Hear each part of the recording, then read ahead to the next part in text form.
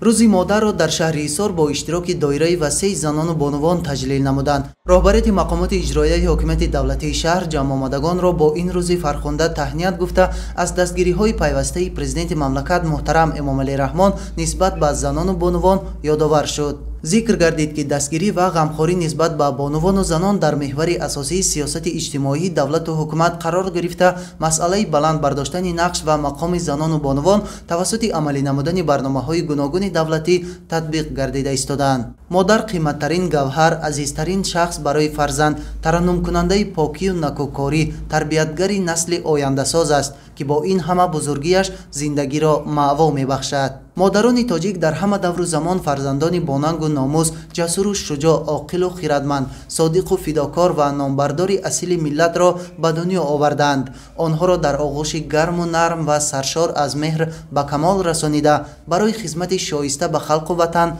هدایت می‌نمایند. امروز زنان و بانوان تاجیک همچون معرفی کننده فرهنگ و تمدن، ارزش‌های ملی و عنعنه‌های نیاگان در گرامی داشتی سنت‌های قدیمه و هنرهای مردمی خلق تاجیک نقش باسزا دارند. در ادامه به یک قطار زنان و بانوان شهر سپاسنامه و تحفه‌های تأسیس نموده مقامات اجرایی حکومت دولتی تقدیم کرده شد. سپس جهت بالید خاطری جمع آمدگان با اشتراک هنرمندان و صنعتکاران برنامه رنگین کنسرتی تحت عنوان مهر بی‌پایان مادر زنده باد که عبارت از صحنه‌های جالب و سرود و ترانه‌های دلانگیز بود پیشنهاد حاضرین گردانیده شد.